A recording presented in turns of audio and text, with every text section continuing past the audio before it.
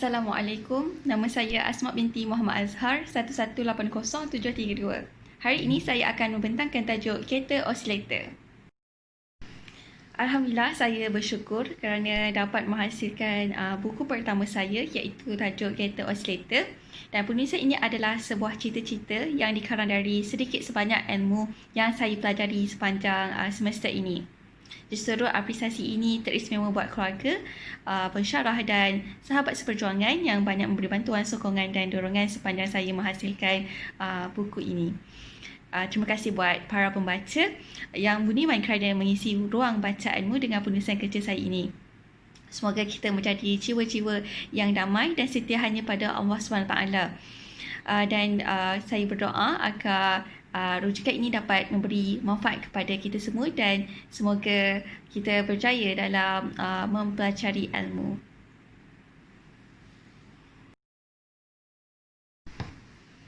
Sebelum itu, saya ingin meminta maaf jika terdapat sebarang kesilapan atau kesalahan dalam penulisan saya.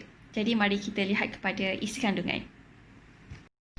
Okey, untuk tajuk kereta osilator, saya akan mengupaskan berkenaan pengenalan apa itu kereta osilator, kaedah dan strategi bagaimana cara trading menggunakan kereta osilator. Kemudian, aplikasi dalam pasaran saham, contoh aplikasi dalam TradingView, analisis teknikal kereta, bacaan bar kereta osilator, osilator rating dan memasuki perdagangan kereta. Dan akhir sekali berkenaan penutup kereta osilator, kesimpulan dan ulasan. Okey, bab 1, kita akan berkenalan dengan apa itu kereta osilator. Okey, kereta osilator ni adalah salah satu indikator dan kita tahu di pasaran saham ni banyak indikator, tapi kereta osilator juga adalah salah satu indikator yang boleh digunakan dalam pasaran saham.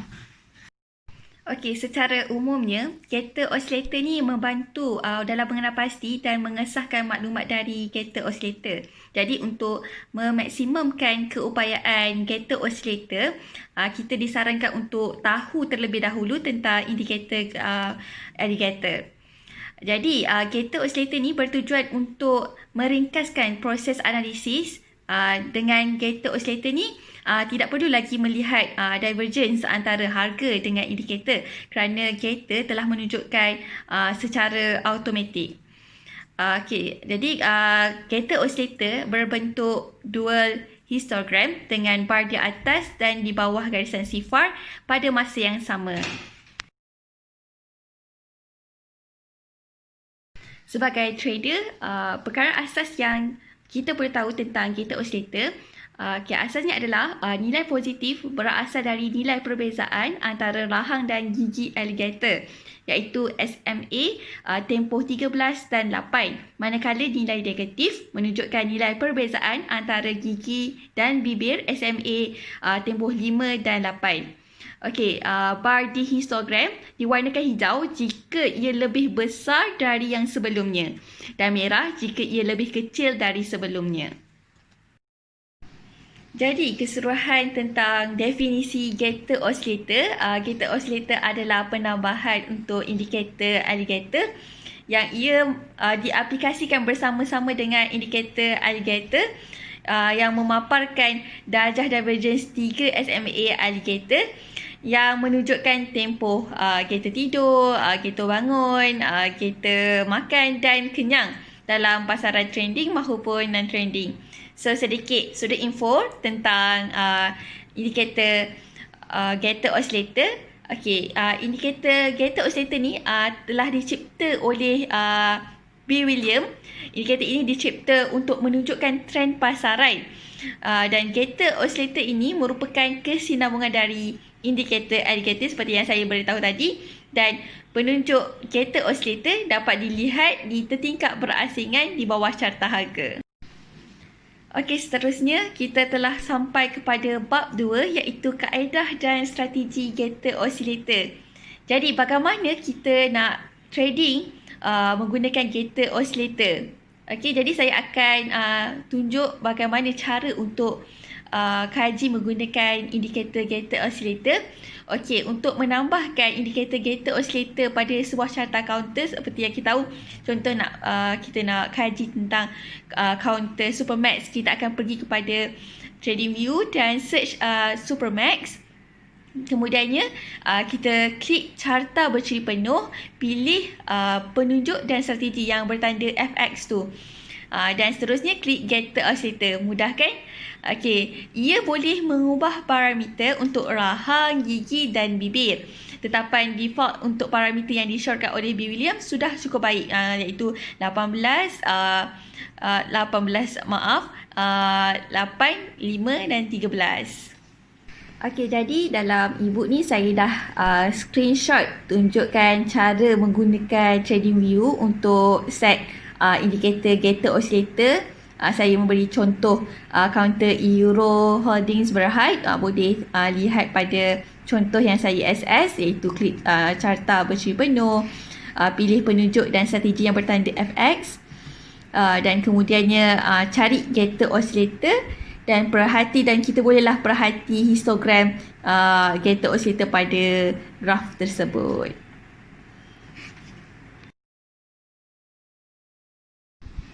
Okey, dalam memerhatikan bar gated oscillator di bahagian tertingkap di bawah carta harga, kita dapat kena pasti 4 fasa. Okey, 4 fasa itu boleh dibahagi kepada 4 keadaan. Yang pertama sekali adalah gated tidur. Okey, kedua-dua bar berwarna merah. So pada permulaan gated ni kita akan lihat gated tidur, iaitu bar kedua-dua di atas dan bawah ni berwarna merah.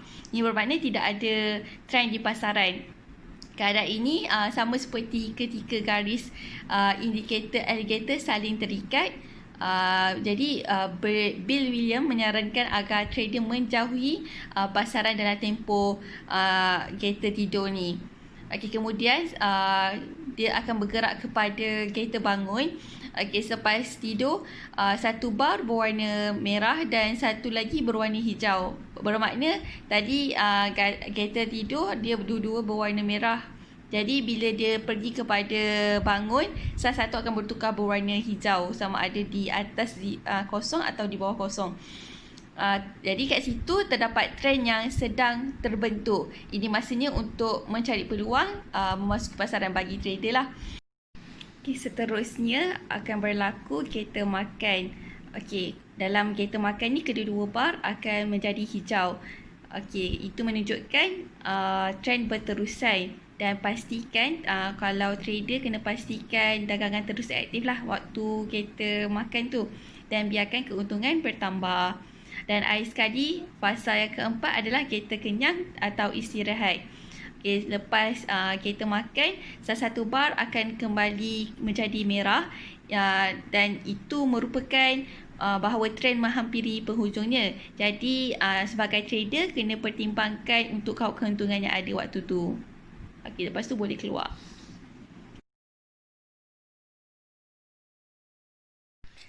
Okey, gated oscillator seperti yang kita tahu mempunyai kaitan dengan indikator alligator. Ia memplotkan arus divergence antara 3 garisan alligator pada 2 histogram berlainan. Maksudnya 3 garisan alligator yang kita nampak kat bahagian atas graf, iaitu yang tertingkap atas ada garisan biru, merah dan juga hijau.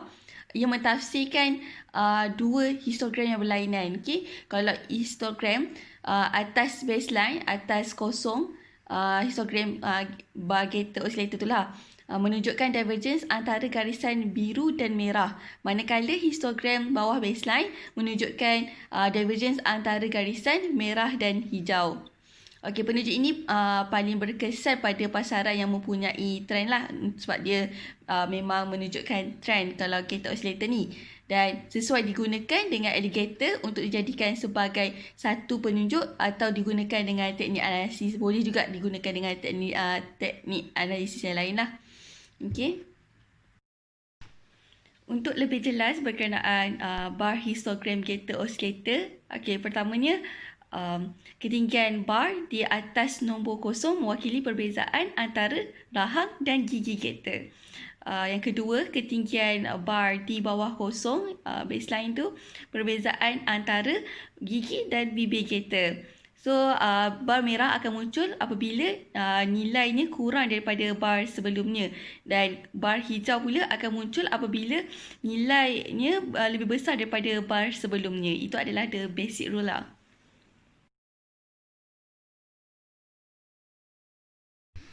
Selanjutnya, dari penerangan muka surat sebelum ini, ingin saya tafsirkan simulasi tentang getter oscillator. Okey, pertamanya sekiranya kedua-dua bar di atas dan di bawah nombor kosong berwarna merah, bermakna getter sedang tidur. Ini menunjukkan trend di pasaran menyimpang. Kemudian, getter akan mula bangun dan merasa lapar apabila salah satu barnya berubah menjadi hijau. Kat sini, permulaan trend sedang terbentuk. Kita akan buka mulut seluas-luasnya dan makan sebanyak yang mungkin peluang ketika kedua barnya berubah menjadi hijau. Kat sini trend jelas kelihatan lah. Dan last kali setelah kenyang, kita mahu berehat dan dilihat salah satu barnya akan kembali menjadi berwarna merah. Dan waktu tu trend sedang merosot. Okey, sekarang kita telah sampai kepada bab 3 iaitu aplikasi dalam pasaran saham. Okey, jadi dalam aplikasi dalam pasaran saham ini saya akan memberi contoh counter dan bagaimana untuk setkan dalam trading view. Okey, jadi pada muka surat 24 kita akan lihat contoh aplikasi yang pertama Euro. Yang langkah pertama kita akan menambah tetapan alligator. Okey, dalam alligator ni kita akan tetapkan panjang rahang 13, panjang gigi 8 dan panjang bibir 5 seperti yang disarankan oleh B. William. Kemudian pergi kepada gaya. Yang tadi input gaya, kita akan lihat rahang, kena pasti rahang berwarna biru, gigi berwarna merah dan bibir berwarna hijau. Jadi bila dah tahu setiap warna tu dan tetapan tu, kita akan lebih mudah untuk interpret rajah graf kantor itu. Okay. Kemudian kita langkah kedua, tetapkan penunjuk getter. Getter ni lah yang kita punya indikator ni. Kita punya input sama juga, rahang 13, panjang gigi 8 dan panjang bibir 5. Okey, dan ini juga disarankan oleh B. William. Jadi boleh tekan OK untuk kita set tetapan getter ini. Dan seterusnya, langkah 3 mengenal pasti trend pasaran sama ada di tengah uptrend ke, downtrend ke ataupun sideways. Tapi yang ni contohnya adalah uptrend lah. Dan langkah 4 kita tengok kat bahagian tertingkap bawah tu, getter punya histogram, kita akan menentukan 4 fasa getter. Jadi dalam contoh ni saya dah tandakan di mana fasa tidur seperti kita belajar tadi, seperti yang saya terangkan tadi, fasa tidur bila merah, okey, bangun apabila salah satu berwarna hijau, makan dan kenyang dan rehat. Okey. Untuk menganalisis teknik getter oscillator seperti yang ditunjukkan dalam contoh tadi iaitu counter Euro, holding Berhards, kita kena analisis satu persatu. Yang pertama sekali, bagaimana prinsip memasuki pasaran. Di sini saya telah zoomkan histogram getter oscillator supaya ia jelas kelihatan.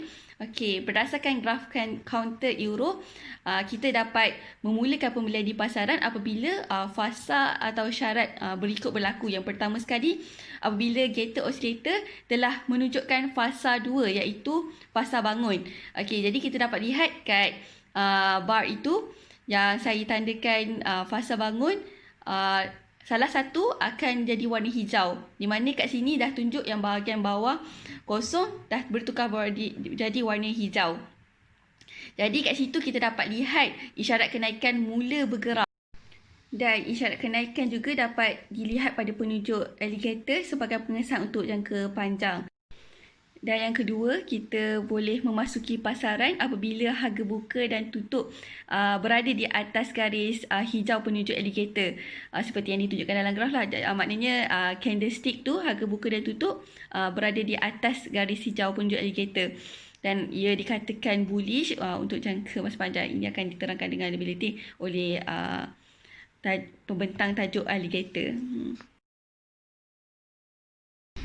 Okey, analisis seterusnya, bagaimana kita nak berhenti kerugian, iaitu cut loss. Okey, dari graf counter euro tadi, setiap trader perlu menetapkan paras kerugian yang sanggup kita tanggung sebelum keluar daripada counter ini.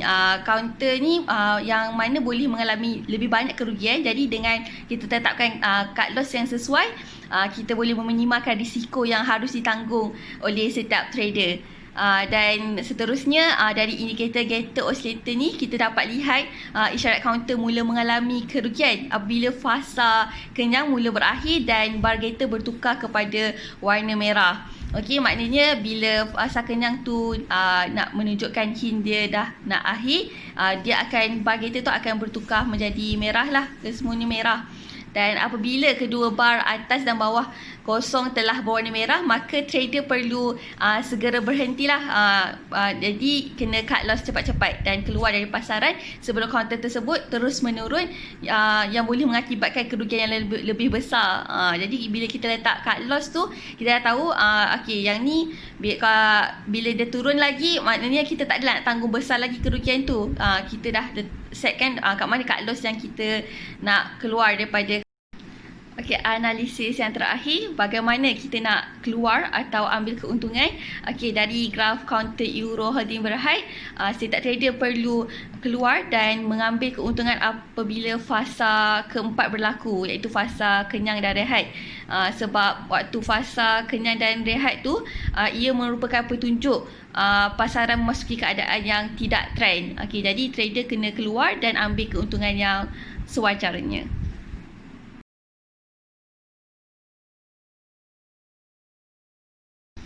Okey, jika dilihat pada page seterusnya iaitu 34, 35, ada contoh lain yang saya letakkan di e-book ini, iaitu counter bintai.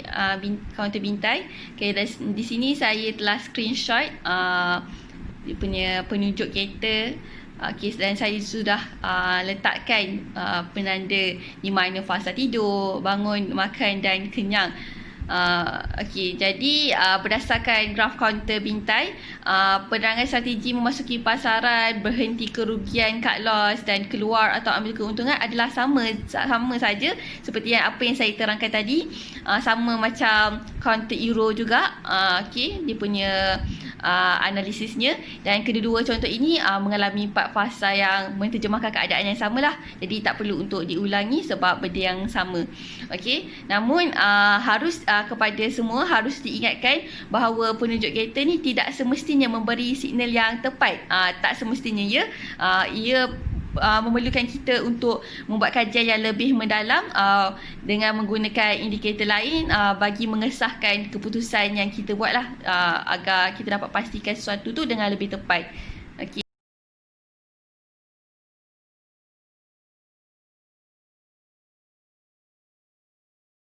Okey, secara umumnya apa yang saya kaji untuk bacaan bar Gator oscillator ni, kita perlu beli semasa Gator bangun dan pegang pembelian kita tu dalam fasa Gator makan, dan kita perlu jual pada tahap yang boleh mencapai keuntungan sebelum Gator berakhir dalam fasa kenyang. Dan oscillator rating pada bawah graf tu, ia menunjukkan counter yang mempunyai rating oscillator yang bagus untuk dibeli.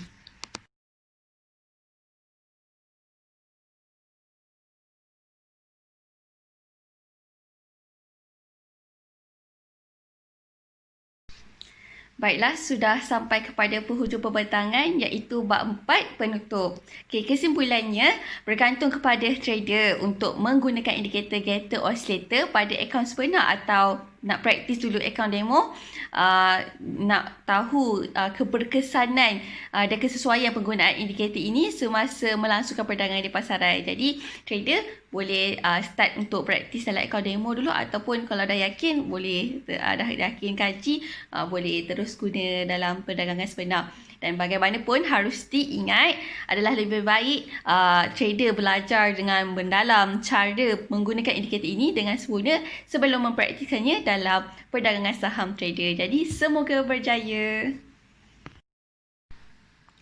Sebelum saya mengakhiri pembentangan ini, saya ingin memberi sedikit ulasan berkenaan tajuk Gator Oscillator yang telah dihasilkan oleh saya dalam buku ibu ini. Okey, dikasih dalam pelajaran ini, anda telah belajar yang pertama, Gator Oscillator adalah penunjuk yang membantu mengesan perubahan trend harga aset dalam pasaran. Yang kedua, berdasarkan prinsip Gator Oscillator, terdapat trend dilihat menerusi 4 fasa yang berbeza, iaitu bangun adalah membentuk, makan, menguatkan. Fasa kenyang atau rehat adalah kehabisan momentum, dan tidur adalah fasa keletihan. Okey, yang ketiga, Gator Oscillator muncul pada carta sebagai histogram yang terdiri dari bar hijau dan merah. Yang keempat, Gator setiap jangka masa diwakili oleh 2 bar, iaitu bar berwarna merah dan hijau atau salah satu warna tersebut.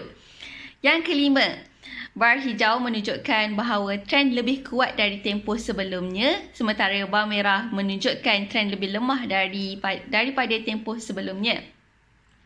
Yang keenam, semasa fasa tidur Gator, kedua bar berwarna merah.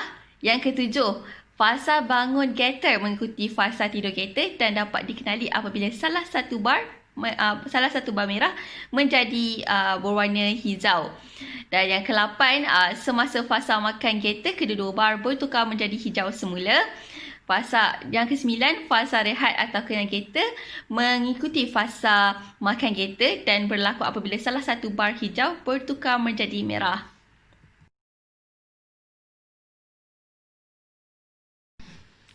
Yang ke-10, trader biasanya memasuki posisi pasaran semasa fasa bangun Gator, menahannya semasa fasa makan dan keluar semasa fasa kenyang. Yang ke-11, kebarangkalian ada jeda waktu antara perubahan harga dan indikator Gator beralih ke berbagai fasa. Yang ke-12, indikator Gator memberi tahu trader betapa kuat atau lemahnya trend, bukan ke arah mana harga bergerak, sebab Gator Oscillator dia tidak bagi tahu kat mana bergeraknya harga, dia hanya beritahu trend tu kuat atau lemah. Yang ke-13, ia berfungsi dengan baik dalam semua keadaan pasaran kerana ia terlebih dahulu mengenal pasti setiap fasa kitaran pasaran.